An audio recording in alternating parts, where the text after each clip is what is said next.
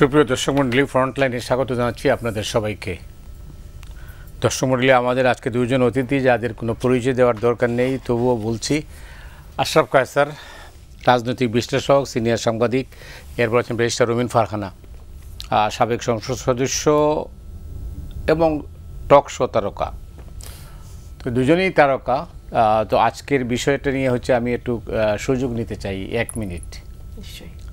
তো সেটা হচ্ছে যে আপনারা জানেন যে এই থেকে 24 ঘন্টা আগে মানে পৃথিবীতে একজন স্বৈরশাসকের কী হয়েছে, পতন হয়েছে। তার 4 মাসে 2 জন স্বৈরশাসকের পতন হলো। সিগনিফিকেন্টে যাই না, 2024 খুব ঘটনাবহুল বলেই মনে হচ্ছে। তো 53 বছর শাসন করেছেন, পারিবারিক শাসন, 29 আর 24। এটাও একটা নজিরবিহীন ঘটনা। তো এই অবস্থায় রুমিন ফারহানা, আপনি কি ভাবছেন? আপনার কাছে আসছি। আপনি আশরাফ কায়সার, কি দেখছেন আপনি? 4 মাসে 2 জন স্বৈরশাসকের পতন হলো, তাদের মধ্যে কিন্তু অনেক অদ্ভুত মিল। জি, ধরেন দুজনই বাবাকে নিয়ে ব্যবসা করেছেন, দুজনই তার জনগণকে হত্যা করেছেন, এবং দুজনই তাদের প্রভুদের দেশে আশ্রয় নিয়েছেন। অদ্ভুত মিল কিন্তু। একজন রাশিয়াতে গেছেন, একজন ইন্ডিয়াতে গেছেন, এবং দুজনই কিন্তু নির্বাচন না করে নিজেদেরকে নির্বাচিত ঘোষণা করতেন, এবং দুজনই চেয়েছিলেন দেশের ভেতরে রাজনৈতিক পরিবেশ যেন কখনোই স্থিতিশীল না হয়। দেখুন, এর আগে শ্রীলঙ্কাতে আমরা দেখলাম যে গণবিরোধী আচরণ করলে কি করে দেশ ছেড়ে মালদ্বীপে পালাতে হয়। এখন দেখলাম কি করে রাশিয়াতে গেল। আমার মনে হয় যে শিক্ষাটা যেটি হচ্ছে সেটি হচ্ছে যে আপনি ক্ষমতা কুক্ষিগত করবেন না, আপনি গণবিরোধী চরিত্র হিসাবে আবির্ভূত হবেন না। আরও একটা মিল যে পথে পথে ভাস্কর্য বানাতে হয় না, এবং সেগুলো যে কিভাবে পড়ে আমরা ঢাকায় 4 মাস আগে দেখেছি, দামেস্কেতে সেদিন দেখলাম, পুরো সিরিয়া জুড়েই। ওখানেও কিন্তু একই অবস্থা ছিল। আপনি দৃষ্টিসীমার ভিতরে 2-3টা করে ভাস্কর্য। এটি 2003-এ কিন্তু আমি দেখেছি ইরাকে। হ্যাঁ, দেখুন, আমাদের দেশে যখন ভাস্কর্য ভাঙা হচ্ছিল, আমার অনেক বিদেশি বন্ধুরা বা বিদেশি সংবাদ মাধ্যমের বন্ধুরা বলছিলেন যে এরা শিল্পের বিরুদ্ধে যারা ভাঙছে। আমি তাদেরকে বোঝালাম যে দেখেন, এটি শিল্পের বিরুদ্ধে না, এটি ঘৃণার প্রকাশ। আপনি যেই প্রতিমাটি বানিয়েছেন বা যাকে আপনি জোর করে সারা দেশের মানুষেরকে বোঝাতে চেষ্টা করেছেন যে আমাদের জাতীয় নেতা ইত্যাদি ইত্যাদি, তার প্রতি এবং তা নিয়ে যে দুর্নীতি এবং লুটপাট এবং বিসদৃশ আচরণ, এটি তার বহিঃপ্রকাশ। এটি কিন্তু দেখুন পরবর্তীতে কোথায়, আমরা তো পথে ঘাটে আর ভাস্কর্য ভাঙতে দেখছি না। ওই সময় তখনই আমাদের মনে হচ্ছিল যে এই কার্যক্রমটি আসলে ধোপে টিকবে না। কাজেই সিরিয়াতে আপনি দেখবেন যে মধ্যপ্রাচ্যের মানচিত্র, মধ্যপ্রাচ্যের রাজনীতি, মধ্যপ্রাচ্যে গণমানুষের অধিকার আদায়ের আন্দোলন কিন্তু একটি নতুন মাত্রা পাবে। আবার আপনি খেয়াল করে দেখুন, আরও একটা মিল আছে। আমি কিন্তু অনেক মিল খুঁজে পাচ্ছি। আমাদের 36 দিনের গণ অভ্যুত্থান, ওনাদের 12 দিনের যুদ্ধ এবং আসাদের পালিয়ে যাওয়া, খুবই স্বল্প সময়ে 2011 থেকে গৃহযুদ্ধটি শুরু হয়েছে, কিন্তু আমরা এই 12 দিনে দেখলাম যে মাত্রা পেল। এবং কি করে একটি আরও একটা জিনিস খেয়াল করবেন, সেনাবাহিনী কিন্তু কোনো প্রতিরোধ দাঁড় করাতে পারল না। আমাদের এখানে তাও সেনাবাহিনী মধ্যস্থতাকারীর ভূমিকা অবতীর্ণ হয়েছে এবং সরকার গঠনে সাহায্য করেছে। ওখানে কিন্তু ইউনিফর্ম পরে পথে পথে কিন্তু সেনাবাহিনীর ইউনিফর্ম পরা রাস্তায় পড়ে আছে। কাজে একটি জাতীয় বাহিনী কি করে একটি ব্যক্তির বাহিনী হয়ে ওঠে, এখানেও কিন্তু আমাদের যে শেখ হাসিনা ব্যক্তিটি, উনিও কিন্তু বাংলাদেশ রাষ্ট্রের বা আমাদের জাতীয় সেনাবাহিনীকে অনেকটাই কুক্ষিগত করে ফেলেছিলেন রাষ্ট্রের অন্যান্য প্রতিষ্ঠানের মতো। অনেক ধন্যবাদ ব্যারিস্টার রুমিন ফারহানা। আপনি কি মিল খুঁজে পান? অনেকগুলো মিল। আশরাফ ভাই তো অনেকগুলো মিলের কথা বললেন। ওনাদের দুজনেরই পারিবারিক যাত্রা শুরু হয়েছিল নিজ নিজ দেশে 1971 সাল থেকে এবং চলেছে 24 পর্যন্ত। সুতরাং আপনি যদি শেখ মুজিবের থেকে শুরু করে শেখ হাসিনার পতন পর্যন্ত হিসাব করেন, আপনি দেখবেন ঠিক 54 বছর। আবার তাদের বাবা পুত্রের যেই যাত্রা, সেটাও কিন্তু 71 থেকে 24। দুজনেরই প্রতি মানুষের তীব্র ঘৃণা, ক্ষোভ, রাগ তার বহিঃপ্রকাশ আমরা দেখলাম ঠিক গণভবনে যেভাবে লুট হয়েছে, আমরা দেখলাম বাশার আল আসাদ যে বাসায় থাকতেন তার যে ভবনটা, সেখানে খুব ইন্টারেস্টিংলি আমার চোখে পড়ছে, বেবি আমি নিজে পালি বলে রাজহাঁস ধরে নিয়ে যাচ্ছে মানুষ সেখান থেকে। এবং গণভবনেও একই কাণ্ড হয়েছে, মানুষ রাজহাঁস, ছাগল, মুরগি, ভেড়া যে যা পেয়েছে সেটাই তুলে নিয়ে গেছে। এগুলো আসলে কিন্তু নেওয়া মানে যে লোভ থেকে বা জিনিসটাকে ইউজ করবে সেই জন্য তা নয়, তার উপরে যে রাগ, তাকে না পেয়ে সেটার বহিঃপ্রকাশ হচ্ছে তার ব্যবহৃত জিনিসপত্র ভাঙচুর করা, তার ব্যবহৃত আসবাবপত্রকে টেনাটানি করা, নিয়ে যাওয়া। ঠিক একই রকম ভাবে দুজনের পরিণতি আমরা দেখেছি। এবং ভাস্কর্য ঠিক যেভাবে শেখ মুজিবের ভাস্কর্য ভাঙা হয়েছে, বিশেষ করে প্রধানমন্ত্রী কার্যালয়ের অপোজিটে যে ভাস্কর্যটি ছিল বিজয় সরণিতে, সেই ভাস্কর্য যে আসলে ওই দিনের মধ্যে ভেঙে ফেলা যাবে এটা কিন্তু আমরা কেউ আসলে ভাবিও নি, because it was so tall and it was so strong. এটা যে এভাবে ধূলিসাৎ করা যায় এটাও একটা অদ্ভুত ব্যাপার। একইভাবে আমরা দেখলাম সেখানেও কিন্তু ভাস্কর্য ভাঙা হয়েছে এবং ঠিক একই ধরনের কায়দায় ভাস্কর্য পড়ে যাচ্ছে সেটা দেখেছি। সবচেয়ে শক্ত যে মেসেজ এই ঘটনাগুলো দিচ্ছে সেটা হচ্ছে মানুষের ভালোবাসা, মানুষের সমর্থন যখন রাজনীতিবিদরা হারিয়ে ফেলেন, সেই মুহূর্তে রাজনীতিবিদদের একটা গ্রেসফুল এক্সিট নিজেরটা নিজের করে নেওয়া উচিত।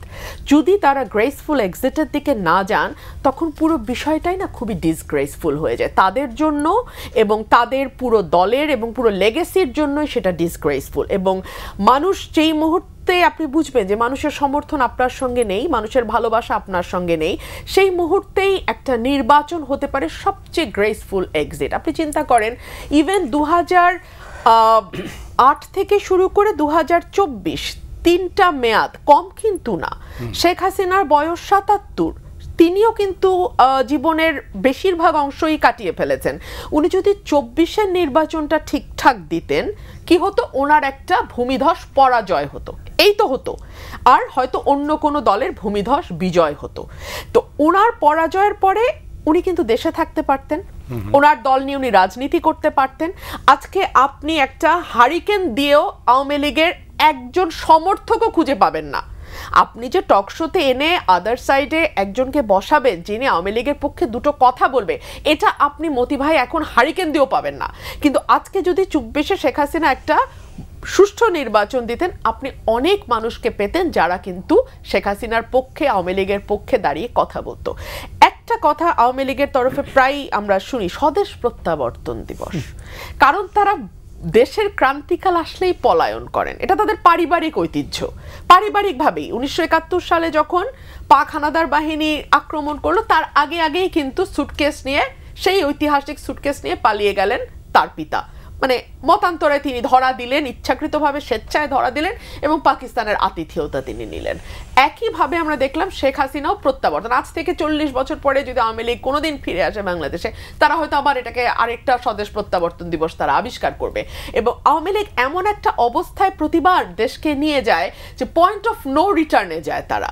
আপনি দেখেন যখন বাকশাল কায়েম হলো তখন তাজউদ্দিন আহমেদ বলেছিলেন যে মুজিব ভাই আপনি তো শান্তিপূর্ণভাবে ক্ষমতা হস্তান্তরের কিংবা আপনার একটা স্মুথ ট্রানজিশন কিংবা আপনার এক্সিটের কোনো শান্তিপূর্ণ উপায় আর রাখলেন না।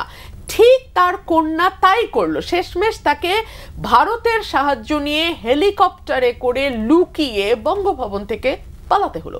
It is so disgraceful for a political party, যেই পার্টিটা 70 বছর রাজনীতি করেছে দাবি করে, যেই পার্টিটা দাবি করে যে 54 সাল থেকে তাদের নানান অবদান আছে, ভাষা আন্দোলন থেকে শুরু করে গণ অভ্যুত্থান 69-এর, মুক্তিযুদ্ধ 71-এর 6 দফা দেয়া, অনেক অবদান আছে এই দলটির। এই দলটি এখন একেবারে একটা মানুষ খুঁজে পাওয়া যায় না যে একজন সমর্থক হিসেবে, আমার কর্মী দরকার নাই, পদে থাকা নেতার দরকার নেই, কিছু দরকার নাই, সমর্থক হিসেবে অ্যাটলিস্ট দলেরও তো কিছু বক্তব্য আছে, তারা যে সেটা বলবে সেইটুকুও নাই। দেশে পাওয়া যাচ্ছে না কিন্তু বিদেশে তো দেখা যাচ্ছে। That is very interesting, that is very very interesting. দেখুন আজকে ভারতের পররাষ্ট্র সচিব বাংলাদেশে এসছেন এবং তারা বলেছেন ইতিবাচক পদক্ষেপ নেবার জন্য তারা প্রস্তুত এবং বাংলাদেশের সঙ্গে তারা সম্পর্ককে এগিয়ে নিয়ে যেতে চায়। নরেন্দ্র মোদীর তরফ থেকে তিনি আমাদের চিফ অ্যাডভাইজারকে দাওয়াতও পৌঁছে দিয়েছেন।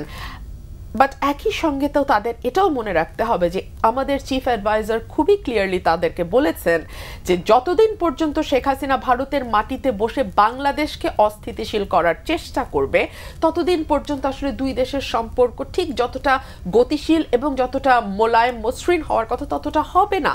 এবং তিনি বলেছেন যে ঠিক আছে, শেখ হাসিনাকে আপনারা আশ্রয় দিয়েছেন, দ্যাট উই ক্যান আন্ডারস্ট্যান্ড, ঠিক আছে আপনারা দিয়েছেন আপনাদের পুরনো বন্ধু, কিন্তু শেখ হাসিনা তার ভারতের মাটি ব্যবহার করে বাংলাদেশকে উস্কে দেবে, বাংলাদেশে তার নেতা কর্মীদের উস্কে দেবে, কখনো বলবে ট্রাম্পের ছবি পুড়িয়ে সেইটা পোস্ট করতে, কখনো বলবে কেন তাদের কি বাড়িঘর নাই অর্থাৎ গিয়ে আগুন দাও, কখনো বলবে 287 জনকে তো পেয়েই গেলাম তাহলে আমার আর হত্যা করতে কোনো বাধা নাই। মানে এই যে কথাগুলো, এগুলোর ভিতরকার হিডেন মিনিং তো তাই। এবং এখন তিনি বলছেন তিনি বাংলাদেশের প্রধানমন্ত্রী এবং এই হিসাবেই তিনি যুক্তরাজ্য থেকেও তার বক্তব্য দিয়েছেন। যদিও সরকারের কারণে নিষেধাজ্ঞার কারণে মিডিয়াগুলো সেই বক্তব্য প্রচার করেনি, কিন্তু এই নেটের যুগে, ইন্টারনেট এবং www যুগে তো আসলে কোনো কিছুই চাপা থাকে না, আমরা সবই শুনেছি উনি কি বলেন। অনেক ধন্যবাদ আপনাকে আশরাফ খান স্যার। মতি ভাই, আমি মনে করি প্রথম কথা, ভারত ভিয়েনা কনভেনশন লঙ্ঘন করছে। কেননা আপনি যে কনভেনশনে স্বাক্ষর করার কারণে কূটনীতিতে আপনি একে অন্য দেশের প্রতি আমরা সহমর্মিতা বলি, সমঝোতা বলি, শিষ্টাচার বলি। দেখুন, আপনি আমাদের দেশের গণহত্যাকারীকে আশ্রয় দিয়েছেন যিনি পালিয়ে গেছেন, এবং তারপরে তাকে রাজনৈতিক কর্মকাণ্ড করতে দিচ্ছেন। আপনি একবার ভাবুন তো, 7 সিস্টারের 2 জন বিচ্ছিন্নতাবাদীকে যদি আমরা ঢাকা থেকে তাদের প্রোপাগান্ডা করতে দেই এবং মিজোরাম কিংবা নাগাল্যান্ডে কিংবা আসামে, তাহলে ভারতের উপলব্ধি কেমন হতো? আমার কেন মনে হয় যে এরকম একটি উদাহরণ আমাদের তৈরি করা দরকার, যাতে করে ভারত উপলব্ধি করতে পারে শেখ হাসিনার ভারতে অবস্থান এবং তার রাজনৈতিক কর্মকাণ্ড আমাদেরকে কতটা ব্যথিত করছে। দেখুন, বাংলাদেশে রুমিন ফারহানা ঠিকই বলেছেন, আমি কিন্তু অনেক দিন থেকে বলছি 99% আওয়ামী লীগ সমর্থক আওয়ামী লীগের বর্তমান নেতৃত্বের বিচার চায়। এটা আমি বুঝেই বলছি, কেননা তাদের হাতে আওয়ামী লীগ ছিল না, তাদের হাতে 15 বছরের শাসন ছিল না, এটি একটি মাফিয়া লীগ ছিল এবং তারা গুটি কয় একটা ক্লাবের মতো। It was a club, it was not a party. এবং তারা ওইভাবে চুরি করেছেন, ডাকাতি করেছেন, আপনার দেশের সম্পদ বিদেশে পাচার করেছেন, মুখ চেনা কয়েকজন মানুষকে সুবিধা দিয়েছেন। কাজেই আমরা যদি আজকে ভারতের যে বিচ্ছিন্নতাবাদী তাকে এনে যদি আমরা জায়গা করে দিই এবং তাকে যদি প্রচারণায় অংশগ্রহণ করতে দিই, তাহলে যেমনটি হবে, শেখ হাসিনা কিন্তু তাই করছেন। উনি যুক্তরাজ্যের পরে হয়তো নিউ ইয়র্কে কথা বলবেন, টরন্টোতে কথা বলবেন, এবং এটি তার নিজেরও কিন্তু বোঝা উচিত। দেখুন, আমার একটা ধারণা ছিল পলিটিক্যাল ফ্যামিলিতে জন্ম নেওয়া একজন মানুষ কিছুটা রাজনৈতিকভাবে পরিশীলিত হবেন, কিন্তু তার কাছ থেকে এটা আমরা কখনো পাইনি।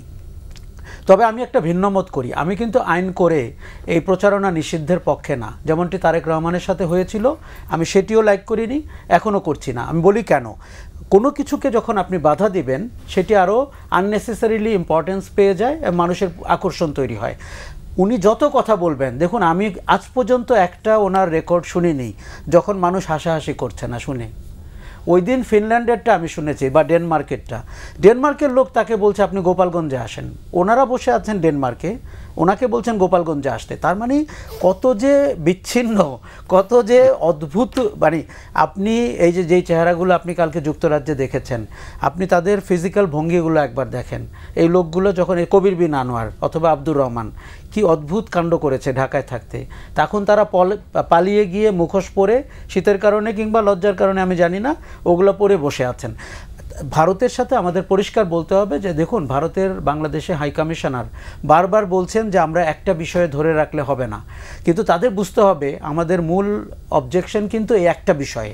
ভারতের সাথে কিন্তু আমাদের আরও বিষয় আছে, কারণ শেখ হাসিনা মানে উনি একটা অ্যাডেড বিষয়, আমাদের আরও যত বিষয় আছে, ধরেন 54টি নদী, সীমান্তে ফেলানিদেরকে হত্যা করা, অথবা ট্রানজিট দিয়ে পয়সা না দেওয়া, অথবা আমাদের মানে একটি রাজনৈতিক দলকে সমর্থন করা, জনগণের সাথে সম্পর্ক না করা। না, ট্রানজিট দিয়ে পয়সা না দেওয়ার জন্য আপনি কাকে দায়ী করবেন? না, এটি আমরা দেখুন, আমি ওয়ার্ল্ড ব্যাংকের সেই সমীক্ষাটি পড়েছিলাম, যেই সমীক্ষা মতে বলেছিল যে তার থেকে 10 গুণের মতো আপনি ট্রানজিটের মাসুল আদায় করতে পারেন। তো 2 জন উপদেষ্টা, যারা আমার ধারণা ভারত দ্বারা নিয়োগকৃত ছিল, তারা বলেছে ভারতের সাথে শুল্ক মাসুল চাইতে তাদের নাকি লজ্জা লাগছে। তো যে লজ্জা পায় তাকে আপনি ক্যাবিনেটে কেন রেখেছেন বা উপদেষ্টা কেন করেছেন? কাজেই দায়টি কিন্তু আমাদের সরকারের। কিন্তু দেখুন, আওয়ামী লীগ সরকার আপনাকে মুখস্থ করিয়েছিল পদ্মা সেতুর কয়টি পিলার, কয়টি স্প্যান। আমি 12 বছর চেষ্টা করেছি, কত ডলার আয় করলাম ভারতকে ট্রানজিট দিয়ে, কোথাও থেকে আমি এটা খুঁজে পাইনি, কারণ ওটি তাদের জন্য সুবিধাজনক ছিল না। আমি তো ভারতকে আমি বলেছি যে আমার মুরগির খোয়ারটাও ভাড়া দিতে চাই, কিংবা কবুতরের খোয়ার, যদি আমি পয়সা পাই। আমার কিন্তু ভারতকে বাংলাদেশের ভূমি ব্যবহার করতে দিতে কোনো আপত্তি নাই, আমরাও তার ভূমি ব্যবহার করতে চাই, আমরাও নেপালে যেতে চাই, ভুটানে যেতে চাই, কিন্তু সেটি হতে হবে সমতার ভিত্তিতে, ন্যায্য যৌক্তিক সমতা। রুমিন কিন্তু 2024 নির্বাচনের কথা বলছিল, আমি আপনাকে বলি 14 সালের নির্বাচনের কথা। আমার মনে আছে মানব জমিন একটা ঈদ সংখ্যার কভার স্টোরি করেছিল 5 জন নির্বাচিত মেয়রকে দিয়ে ওই নির্বাচনের আগে, এবং আমার ওই কভার স্টোরিটা মনে আছে। দেখুন 14 সালে উনি হারতেন, তাতে কি অসুবিধা হতো? উনি তো 5 বছর শাসন করেছেন। 14 সালে যদি বিএনপি পাওয়ারে আসে, উনি আবার 18 সালে আসতেন, আবার উনি 24 সালে হারতেন, আবার বিএনপি পাওয়ারে আসতো। কিন্তু এই যে পয়েন্ট অফ নো রিটার্নে একটা রাজনীতিকে নিয়ে যাওয়া, 76 বছর বয়সী একটা দলকে নিয়ে যাওয়া, এটি কিন্তু পাপ। আপনি ওই দলটির কথা একবার ভাবেন। ধরেন প্রথমত দলটি এই পরিবার দ্বারা নির্যাতিত, এই পরিবারের মূল ব্যক্তি যিনি শেখ মুজিব, তিনি ওই দলের উপরে অন্যায় করেছেন, আগের কোনো নেতৃত্বকে উনি মাস্তানি করে ঠিকমতো থাকতে দেননি। এবং তারপরে এই মহিলা 81 সালে এসে, আপনি জোহরা তাজউদ্দিনের কথা ভাবেন, যিনি প্রদীপ জ্বালাতো আওয়ামী লীগ অফিসে, তাকে কিভাবে হেনস্থা করা হয়েছে, তাজউদ্দিন পরিবারকে কিভাবে আপনার অপমান করা হয়েছে। আমি তো খুব অবাক হয়েছি যখন রিমি এই সরকারে গেল অথবা এমপি হলো। কাজেই আমি মনে করি যে আপনার 14 সালের কাভারটা আমার এখনও মনে আছে। দেখুন আওয়ামী লীগ শাসন আমলে 5টা সিটি কর্পোরেশনে বিএনপির লোকরা নির্বাচিত হয়েছে। এটি আমাদেরকে তখন পরিষ্কার বলে দিয়েছিল জাতীয় নির্বাচনের ফলাফল কি হবে। শোনেন, কখনো কখনো আপনাকে দেয়াল লিখন পড়তে হয়। ভালো রাজনীতিবিদরা কিন্তু গায়ের জোরে চলে না, কিংবা মাফিয়া স্টাইলে চলে না। ভালো রাজনীতিবিদরা দেয়ালের লিখন পড়েন এবং সেটি পড়ে তারা সিদ্ধান্ত নেন। আমি একজন সিনিয়র নেতাকে এই 5ই আগস্টের পরে আমাকে ব্যক্তিগতভাবে বলতে শুনেছিলাম যে আমাদের কোনো এক্সিট কিন্তু আর খোলা রইল না, আমাদের 2টি এক্সিট, একটি হচ্ছে একটি নৃশংস হত্যাকাণ্ড হয়তো, অথবা গণ অভ্যুত্থানে আমাদের দেশ ছেড়ে পালিয়ে যাওয়া। আমার ভাবতে ভালো লাগছে কিংবা দেখতে ভালো লেগেছে তারা দ্বিতীয়টি তাদের জীবনে ঘটেছে, প্রথমটি অন্তত ঘটেনি। অনেক ধন্যবাদ। রুমিন ফারহানা, শেখ হাসিনার রাজনৈতিক ভবিষ্যৎ কি? আমি মনে করি না ওনার সত্যি আর কোনো রাজনৈতিক ভবিষ্যৎ আছে। কেন মনে হয় না? আমার মনে হয় না এ কারণেই যে উনি বাংলাদেশকে যে জায়গায় নিয়ে গেছেন, উনি ওনার রাজনৈতিক দলকে যে জায়গায় নিয়ে গেছেন, এবং সর্বোপরি উনি রাজনীতিকে যেভাবে হত্যা করেছেন, তারপরে আসলে তার হাতে হত্যা হওয়া রাজনীতিতে তার আর ফিরবার কোনো প্রশ্ন নাই। আওয়ামী লীগের নামে আর কখনো রাজনীতি করতে পারবে কিনা সেটাও একটা বড় প্রশ্ন। আমি কিন্তু কাগজে কলমে নিষিদ্ধের কথা বলছি না মতি ভাই। কাগজে কলমে নিষিদ্ধ করে আজ পর্যন্ত কোনো মতাদর্শ, কোনো রাজনীতি, কোনো গোষ্ঠীকে কিন্তু আপনি শেষ করতে পারবেন না, পারেন নাই। হিজবুত তাহরিরকে নিষিদ্ধ করা হয়েছে, হিজবুত তাহরির কিন্তু তাদের কার্যক্রম চালিয়ে যাচ্ছে। জামায়াতে ইসলামকে নিষিদ্ধ করা হয়েছিল, জামায়াতে ইসলাম এখন ফুল সুইং এ মাঠে আছে। সুতরাং কাগজে কলমে আপনি যত নিষিদ্ধ করবেন ততই দলটির ভেতরে ভেতরে গোপনে গোপনে তৎপরতা চলতেই থাকবে, এবং দলটি কিন্তু তার মতন করে তার একটা ওয়ে আউট সে বের করে নেবে। কিন্তু আমি মনে করি মানুষের সমর্থন যখন উঠে যায়, মানুষ যখন কোনো রাজনৈতিক দল বা মতাদর্শ থেকে মুখ ফিরিয়ে নেয়, যেমন মুসলিম লীগ থেকে ফিরিয়ে নিয়েছিল, তখন কিন্তু আর সেই রাজনৈতিক দলটি টিকে থাকে না। শেখ হাসিনা কি সত্যি চেয়েছিলেন তার যে রাজনৈতিক দলের তিনি সভানেত্রী, সেই দলটি দল হিসেবে থাকুক? চাননি।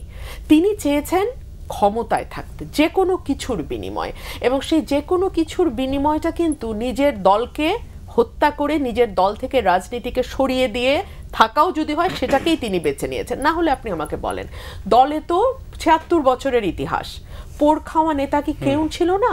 যে সালমান এফ রহমান কিংবা এস আলম কিংবা এই ধরনের ব্যক্তিদেরকে দিয়ে তাকে পরিবেষ্টিত থাকতে হবে। অরাজনৈতিক ব্যক্তিত্ব যারা হয়তো নানানভাবে তাকে সুবিধা দিয়েছে, কেউ অর্থনৈতিকভাবে সুবিধা দিয়েছে, কেউ বিদেশে লবিং এর সুবিধা দিয়েছে, নানানজন নানানভাবে তাকে সুবিধা দিয়েছে। এগুলো করে তার কাছে আসলে একটাই লক্ষ্য ছিল, সেটা রাজনীতি করা না, সেটা হচ্ছে ক্ষমতায় থাকা। এবং ক্ষমতায় থাকতে গিয়ে তিনি একটি চোরতন্ত্র, কারো মতে মাফিয়াতন্ত্র তিনি কায়েম করেছেন, এবং এই মাফিয়াতন্ত্র থেকে যতটুকু এক্সট্রাক্ট তিনি নিতে পারেন, নির্যাস যতটুকু নেওয়া সম্ভব তিনি 15 বছরে নিয়েছেন। এবং কি অকল্পনীয় পরিমাণ টাকা তারা বিদেশে পাচার করেছে। দেখুন, এতদিন পর্যন্ত তো একটা সেন্সরশিপ ছিল, আমরা ভাসুরের নাম কেউ মুখে নেয় নাই, সকলেই কিন্তু এস আলম আর ওই সালমান পর্যন্ত গিয়ে চুপ হয়ে যেত। সেই টাকার ভাগ যে বড় আপা, ছোট আপা, মেজো আপা সব আপার কাছে যেত, এই কথাটা তো আসলে কোনোদিন কোনো মিডিয়া বলবার স্পর্ধা রাখে না। কিন্তু এই যে বছরে $16 বিলিয়ন চলে যায়, এই $16 বিলিয়ন কি কেবলই ভূমিমন্ত্রী ভদ্রলোকের নাম ভুলি, সাইফুজ্জামান, হ্যাঁ সাইফুজ্জামান কিংবা এস আলমের টাকা, তাদের নিজস্ব ভোগের টাকা? এই টাকা তো শেখ পরিবারের কাছে ভাগ বাটোয়ারা হয়েছে। শেখ হাসিনার ছোট বোন শেখ রেহানা তো ভাড়াহীন ভাবে থাকেন শায়ান রহমানের বাসায়, সালমান রহমানের পুত্রের বাসায়। So it's a Nexus, it's an unholy Nexus, একটা দুষ্ট চক্র, যে দুষ্ট চক্রটা এই দেশটাকে একটা পিস অফ কেকের মতন মনে করেছে, যে কেকটা যতদূর সম্ভব খাবলে খেতে হবে। এই কথাটা কিন্তু আমি তারা ক্ষমতায় থাকতেও বারবার বলেছি, যে একটা কেকের ভিডিও খুব ভাইরাল হয়ে গিয়েছিল, যে তারা খুবলে খাচ্ছে, বাংলাদেশটা তারা সেভাবে নিয়েছে। কোনো রাজনৈতিক ভাষ্যকার এটা বলে থাকেন যে পাকিস্তান এনেছিল মুসলিম লীগ, মুসলিম লীগের হাতেই পাকিস্তানের দাফন হয়েছে, আর বাংলাদেশ এনেছে আওয়ামী লীগ। আওয়ামী লীগের ভবিষ্যৎ কি? আওয়ামী লীগ কি ওই বাংলাদেশ থেকে বিদায় নেবে? আপনি যেটা বলছেন যে আর আওয়ামী লীগের সম্ভাবনা নেই, আমি আওয়ামী লীগের সম্ভাবনা দেখি না, কারণ আওয়ামী লীগকে হত্যা করেছে শেখ হাসিনা। সো আওয়ামী লীগে এখন যারা আছেন তারা কিন্তু কেউ আর মুখ দেখানোর সাহস করছেন না, এটা কিন্তু অনেকটাই লজ্জায় এবং ভয়ে তারা মুখ দেখানোর সাহস করছেন না। সো তাদেরকে নতুন কোনো নামে, নতুন কোনো ফর্মে, নতুন কোনো বয়ান সামনে এনে আসলে রাজনীতি করতে চাইলে নতুন কোনো বয়ান সামনে এনে রাজনীতি করতে হবে।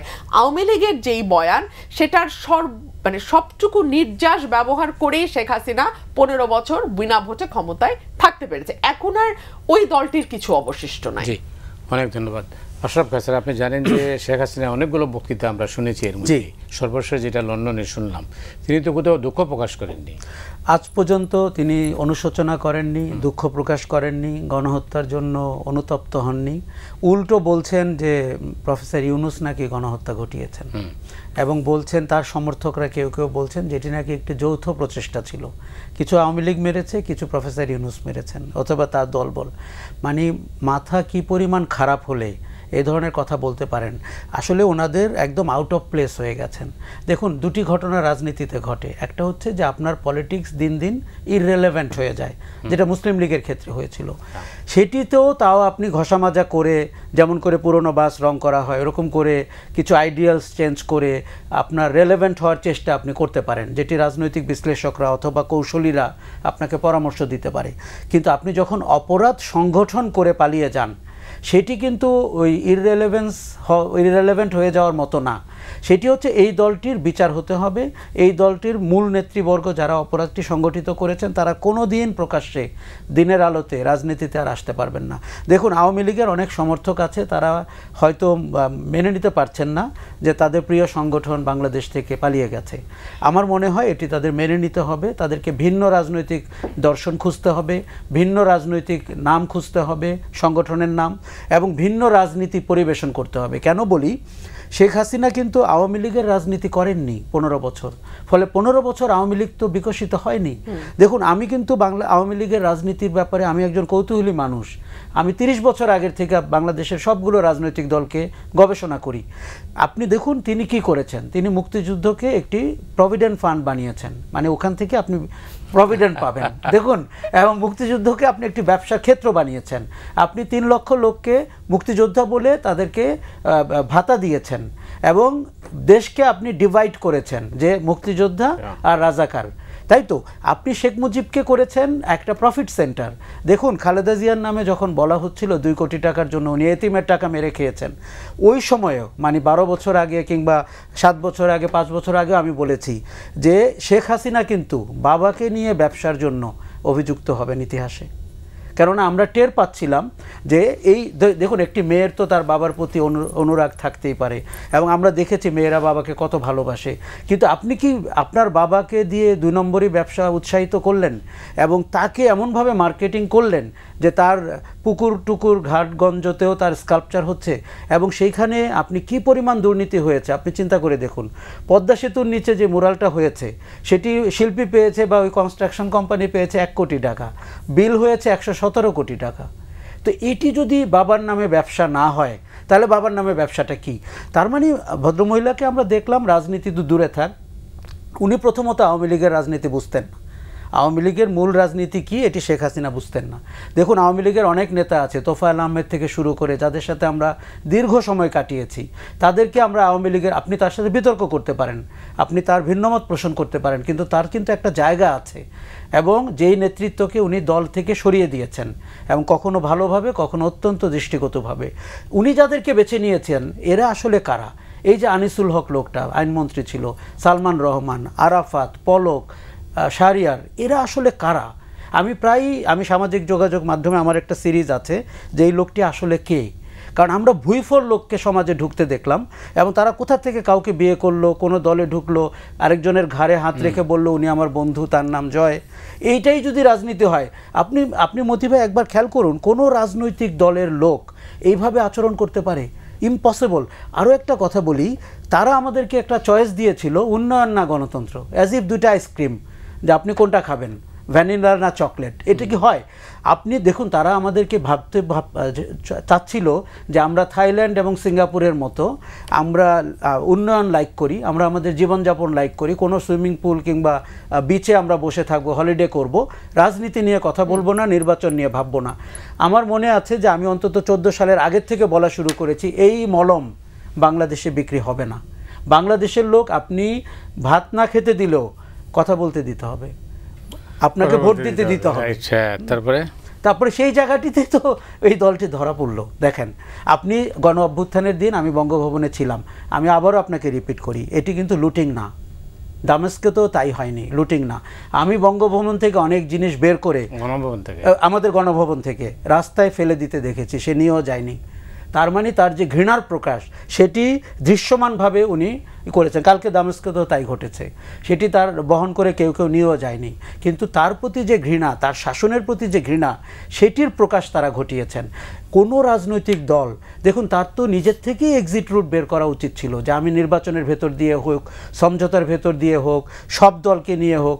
আপনি কিভাবে চিন্তা করেন যে বাংলাদেশের মতো একটা বহুমতের দেশকে আপনি একটা ভুল বয়ানে, মিথ্যা বয়ানে এমন করে করবেন, মানুষকে গুম করবেন, দলকে নিষিদ্ধ করবেন, কারো বক্তৃতা নিষিদ্ধ করবেন, এবং এই দেশ চুপ করে বসে থাকবে? স্টুডেন্টরা কিন্তু ভাবতেও পারেনি যে এই লক্ষ লক্ষ মানুষ কোত্থেকে নামলো, এটি তাদের ধারণাতেও ছিল না। এই লক্ষ মানুষ নেমেছে যিনি নির্যাতিত, যার আত্মীয় গুম হয়েছে, সালমান রহমানের কারণে যিনি শেয়ার মার্কেটে টাকা হারিয়েছেন, যিনি বাজারে গিয়ে টের পাচ্ছিলেন আওয়ামী লীগের লোকরা গুন্ডামি করছে, তারা শুধু একটি যাওয়ার জায়গা খুঁজছিল এবং একটি স্লোগান চাচ্ছিল যে এক দফায় হাসিনাকে বিদায় নিতে হবে। অনেক ধন্যবাদ আশরাফ কায়সার আর রুহিন ফারহানা। যেটা হচ্ছে যে পরিষ্কার, এখন অনেকেই বলছেন বা অনেক ধারণা যেটা হচ্ছে, যারা রাজনীতি করেন বা রাজনীতি বিশ্লেষক যারা, তারা মনে করেন যে এই পরিস্থিতি যদি, এটা নির্ভর করতেছে শেখ হাসিনা বুঝলাম নেই পর্দার আড়ালে, কিন্তু দেশ যদি ঠিকমতো না চলে তাইলে পরিস্থিতিটা কি দাঁড়াবে? সার্টেনলি দেশে একটা তীব্র অস্থিরতা আছে, এবং এই অস্থিরতা ভেতরেও যেমন আছে, অস্থিরতা বাইরে থেকে তৈরির একটা চেষ্টাও তেমন আছে। আপনি যদি হিসাব করে দেখেন মতি ভাই, 5ই অগস্ট শেখ হাসিনা পালিয়ে গেল, 8ই অগস্ট এই সরকার দায়িত্ব নিয়েছে, আজকে 9ই ডিসেম্বর, তাই না?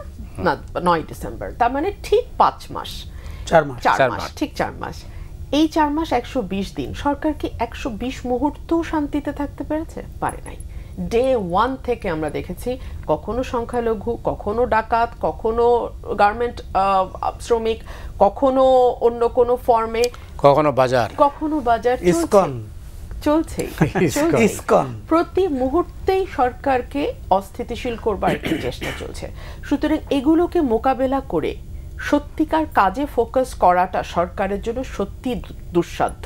কিন্তু তারপরে দুটো ক্ষেত্রে আমি সরকারকে সত্যি ধন্যবাদ জানাতে চাই। এক হচ্ছে, এই সরকারের সময় গত 15 বছরে আমরা প্রথমবারের মতন ভারতের চোখে চোখ রেখে কথা বলেছি, আত্মসম্মান বোধ নিয়ে দাঁড়িয়েছি, এবং আমরা ভারতকে বুঝিয়ে দিয়েছি আমরা ছোট হতে পারি, আমরা স্বাধীন সার্বভৌম দেশ, আমরা 7ম সিস্টারের 8ম সিস্টারটি নই।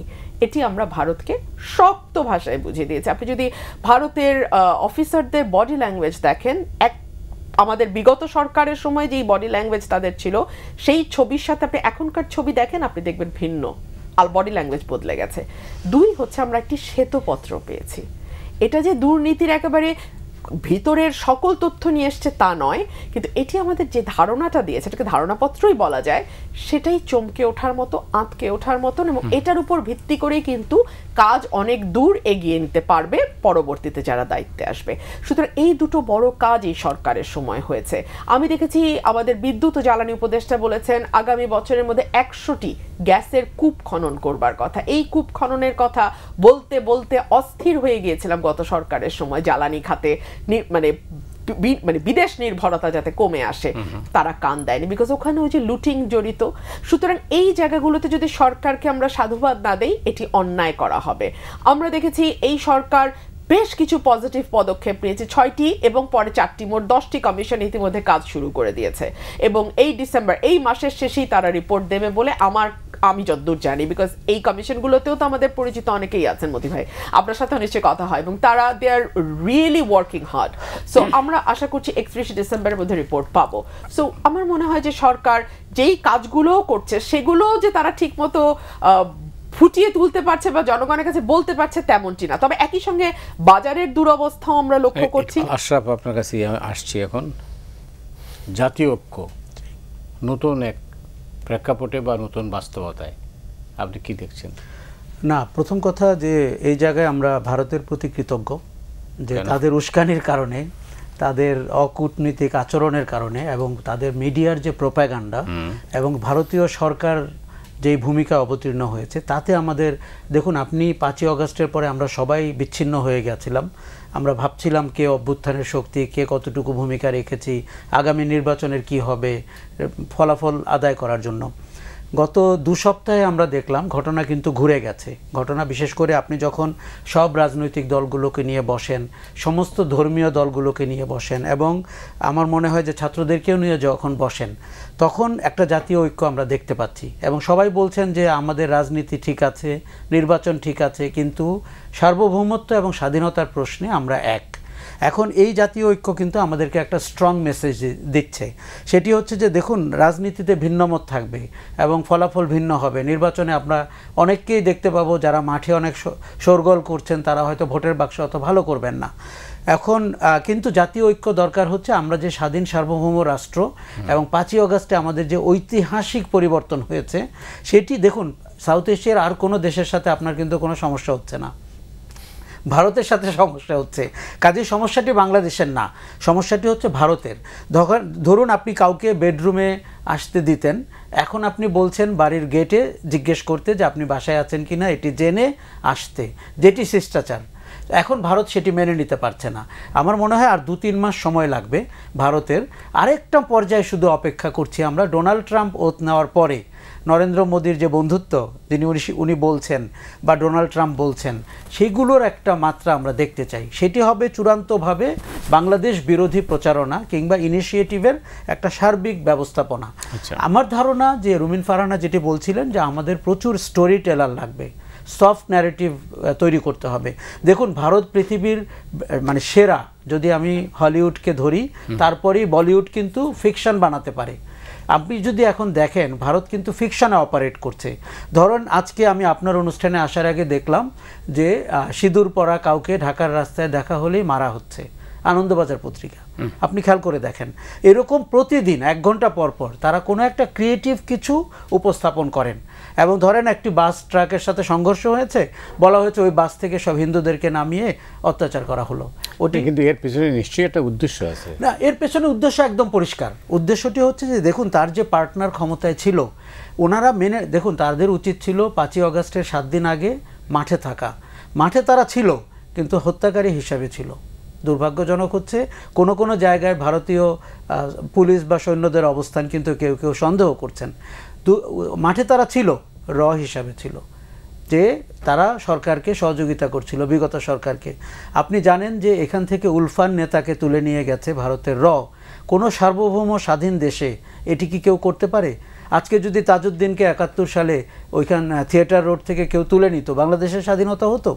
তাইলে যে উলফার নেতাকে আপনি তুলে নিলেন, উলফার স্বাধীনতার কি হবে? এটি কিন্তু গর্হিত অপরাধ, বাংলাদেশ অ্যালাউ করেছে। ধরেন আমরা 10 ট্রাক অস্ত্রের ব্যাপারটি মেনে নিতে পারিনি, আবার আপনি গোয়েন্দা সংস্থাকে এমন জায়গা করে দিয়েছেন, সে ঢাকা এয়ারপোর্টে অপারেট করে, কচুক্ষেতে অপারেট করে, উলফার নেতাকে তুলে নিয়ে যায় শ্যামলী থেকে, আপনি সেটা অ্যালাউ করেছেন। বাংলাদেশের এক ভদ্রলোককে আপনি শিলং শিলিগুড়িতে পেয়েছেন এবং তাকে কে নিয়ে গেল ওখানে? এই যে ঘটনাগুলো ঘটেছে তাতে আমরা বুঝতে পেরেছি দুটি রাষ্ট্রের যে স্বকীয় অবস্থান বাংলাদেশ ভারতের, সেটি গত 15 বছরে ছিল না এবং এখনও নাই। ওই সময় একটা এক্সট্রিম ছিল, এখন আমরা মনে করি আমরা একটা ন্যায্য জায়গায় দাঁড়িয়েছি। দেখুন, রুমিন বলছিলেন 15 বছরে আমরা চোখে চোখ রাখতে পারিনি, আমি বলবো 53 বছরেই আমরা চোখে চোখ রাখতে পারিনি। কেননা যেই দল ক্ষমতায় যায় তারা এক ধরনের কম্প্রোমাইজ করেছে ভারতের সাথে, তারা জাতীয়তাবাদী অবস্থান মুখে বলেছে কিন্তু অবস্থানটি নেয়নি। কেননা আপনার মনে হয়েছে এরকম একটি শক্ত প্রতিবেশীর সাথে আপনাকে একটু নাজুক থাকতে হয়। আমি মনে করি গত এই বিএনপির কথা আমি বলছি, তারা যদি গত 4 মাসে না বুঝে থাকে বাংলাদেশের মানুষের সেন্টিমেন্ট কি। দেখুন, এটি কিন্তু রাজনীতিতে ভারত বিরোধিতা না, এটি বাংলাদেশের মানুষের মন থেকে ভারত বিরোধিতা। আপনি যদি ন্যায্য কাজ না করেন, আপনি যখন পণ্য বর্জনের ডাক আসছে, এটি কিন্তু একটা পলিটিক্যাল পার্টির কর্মসূচি। এটাকে আপনারা বা আমরা এটাকে ভারত বিরোধী বলছি কেন? আমি একদম নিজেকে কারেক্ট করছি আগে, আসলে ভারত বিরোধী না। আমি মনে করি ভারতের যে জনগণ, তাদের অবস্থাটা কি হয়েছে জানেন? 71 সালে পাকিস্তানের জনগণ পরে যে কথাটি বলেছিল যে আমাদের সৈন্যরা যে অত্যাচার করছে, আমাদের সরকার যে অত্যাচার করছে, এটি আমরা জানতে পারতাম না। আজকে ভারতের অবস্থানও কিন্তু তাই, আমরা তাদের নাগরিক সমাজের সাথে সম্পর্ক করতে চাই। দেখুন, নরেন্দ্র মোদী কবে পালাবেন আমিও কিন্তু সেই দিনের জন্য অপেক্ষা করছি। আপনি খুব বেশি অবাক হবেন না, কেননা গত নির্বাচনে আপনি দেখেন 100-র উপরে ভোট আসন তিনি কিভাবে হাতছাড়া করলেন। হিন্দুত্ববাদ কিন্তু নরেন্দ্র মোদীকে আর সাহায্য করছে না। গত নির্বাচনে অন্তত আমরা পরিষ্কার দেখতে পেয়েছি ভারতের জনগণ প্রতারিত হচ্ছেন নরেন্দ্র মোদীর। টাইম ম্যাগাজিনের মতে he is the chief divider in India. কাজে তার সরকার যে আচরণ করছে, এটি আমি ভারতের আচরণ বলবো না। ভারতে অনেক শুভবুদ্ধির মানুষ আছে, আমরা তাদেরকে জেগে উঠতে আহ্বান জানাই এবং তারা তাদের সরকারকে নিয়ন্ত্রণ করবেন যাতে প্রতিবেশীর সাথে সুসম্পর্ক করতে পারে। অনেক ধন্যবাদ। রুমিন, আপনি কি নিশ্চয়ই আপনি জানেন যে এই যে বক্তব্যটা দিলেন, যেটা আমি বলতে চাইলাম যে আসলে ভারত বিরোধিতা, আমরা মানে ভারতের সঙ্গে তো আমরা লড়াই করছি না, তা আমরা কি করতে চাই? ভারত বিরোধিতা নিজের হকটা চাওয়া, নিজের অধিকারটা বুঝে পাওয়া, নিজের দেশের পক্ষে কথা বলা, নিজের মানুষের স্বার্থে কথা বলা, এটা যদি ভারত বিরোধিতা হয় বা অন্য কোনো দেশের বিরোধিতা হয় তাহলে তার বলার কিছু নাই। কিন্তু আপনি যখন দেখুন হাসিনার সঙ্গে ভারতের সম্পর্কটা কিন্তু আপনি কোনো কূটনীতি দিয়ে বিচার করতে পারবেন না, কোনো পররাষ্ট্রনীতি দিয়েও বিচার করতে পারবেন না। হাসিনার সাথে ভারতের সম্পর্কটা এমন ছিল যে হাসিনার বক্তব্য হচ্ছে তোমার যা দরকার না সব তুমি নাও, কিন্তু একটাই শর্ত, আমাকে ক্ষমতায় রাখতে হবে। এর বাইরে হাসিনার তরফ থেকে ভারতের প্রতি আর কোনো রকম চাওয়া পাওয়ার কিছু ছিল না। তো এখন ভারত তো ডেফিনেটলি নিজের স্বার্থ দেখবে, এটা তো অন্যায় নয়। ভারত তো নিশ্চয়ই চাইবে যে যদি কিছু অন্যায্য সুবিধাও তার নিজের দেশের জন্য আনা যায় আনবে। আজকে বাংলাদেশ যদি পারত অন্য কোনো দেশ থেকে তার নিজের অন্যায্য সুবিধা আনতে, পৃথিবীর যে কোনো দেশই সেটা করবে, পৃথিবীর যে কোনো সরকারই করবে। এবং ভারতের সরকারকে যেহেতু ভোটের মাধ্যমে আসতে হয়, সুতরাং তাকে কিন্তু জনগণের কাছে দেখাতেও হয় যে দেখো আমি এই করেছি, বাংলাদেশ থেকে এই পেয়েছি, তাই না? তো ভারত তার রাজনীতিতে ঠিক আছে, সমস্যা ছিল বাংলাদেশের রাজনীতিতে, সমস্যা ছিল বাংলাদেশের সরকারের। এবং ভারতের হিন্দুত্ববাদের কথা যেটা আশরাফ ভাই বলছিলেন, অ্যাবসলিউটলি হিন্দুত্ববাদ কিন্তু এখন আর সেভাবে বিক্রি হচ্ছে না। সে কারণেই মোদিকে দেখাতে হচ্ছে যে সে বিশ্বের সকল হিন্দুর রক্ষাকর্তা, বিশ্বের সকল হিন্দুর নিরাপত্তা দাতা। না হলে সে কেন বাংলাদেশের জনগোষ্ঠী যারা মাইনরিটি কমিউনিটি, তারা তো বাংলাদেশের জনগণ, তাদের রক্ষা করার দায়িত্ব তো বাংলাদেশের সরকারের, তাদের ন্যায় বিচার পাওয়ার দাবি তো বাংলাদেশ সরকারের কাছে। Who is Bharat and who is Modi to ensure their safety and security? তারা তো মোদির দেশের নাগরিক নয়। এবং আমি অনেক মানে স্টুডেন্টদেরকে বলতে শুনেছি যারা ঢাকা বিশ্ববিদ্যালয় বা জগন্নাথ বিশ্ববিদ্যালয়ে যারা পড়াশোনা করে, তারা বলেছে আমরা তো ভারতের নাগরিক না, আমাদেরকে নিয়ে ভারতের মাথা ব্যথা হওয়ার দরকার নেই। এবং জগন্নাথ বিশ্ববিদ্যালয় থেকে বিরাট মিছিল বের হয়েছে, আমরা দেখেছি আমাদের হিন্দু বৌদ্ধ খ্রিস্টান ঐক্য পরিষদ এক ভাষায় কথা বলছেন, কিন্তু হিন্দু মহাজোটের গোবিন্দ প্রামাণিক দা কিন্তু অন্যভাবে কথা বলছেন, হিন্দু কল্যাণ ফ্রন্টের নেতারা কিন্তু অন্যভাবে কথা বলছেন। তারা কিন্তু বলছেন যে গত 15 বছর তাদের উপর যেই অবর্ণনীয় অত্যাচার হয়েছে তখন তাদের পক্ষে কিন্তু সরকার দাঁড়ায়নি। এমনকি আপনি চিন্তা করেন হাসিনার নিজের কনস্টিটিউয়েন্সি কোটালীপাড়া গোপালগঞ্জে, সেখানে কি বেনজির একরের পর একর জায়গা হিন্দু সম্প্রদায়ের জায়গা দখল করে নাই? সেটার কি কোনো বিচার পেয়েছে হিন্দু সম্প্রদায়ের মানুষ? পায় নাই।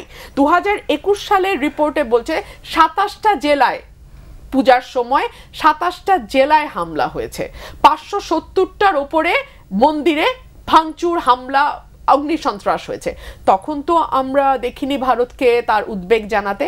এখন কেন ভারতের মনে হচ্ছে বাংলাদেশের মাইনরিটি কমিউনিটি, ইভেন আজকেও পররাষ্ট্র সচিব এসে কিন্তু আজকেও তারা মাইনরিটি কনসার্ন নিয়ে কথা বলেছেন, এবং এটা খুবই পারপাসফুল। পারপাসটা কি? তার নিজের দেশের ভোটের রাজনীতি।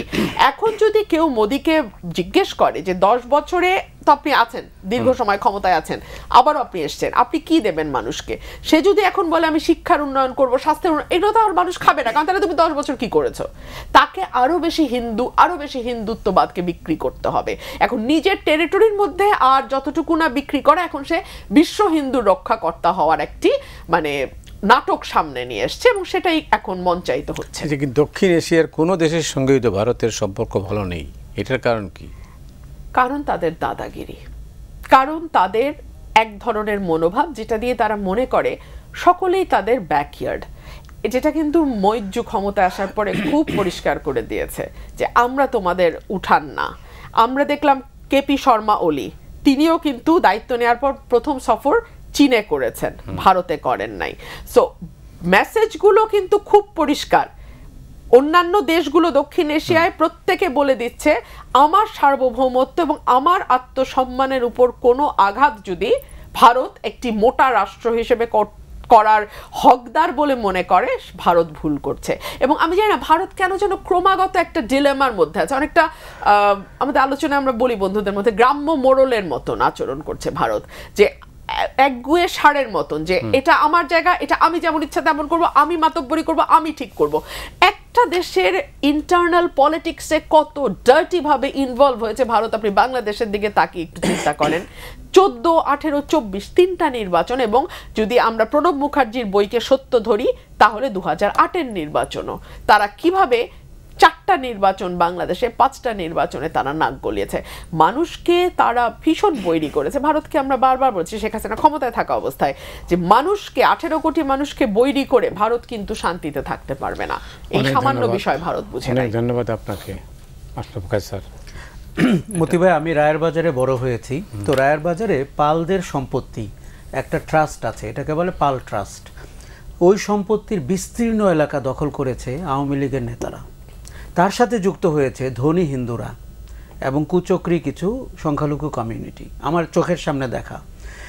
আমরা মনে করি আমাদের দেশের এই হিন্দু কমিউনিটি ফাইনালি বুঝতে পেরেছে যে আওয়ামী লীগের সাথে থেকে তাদের কত ক্ষতি হয়েছে।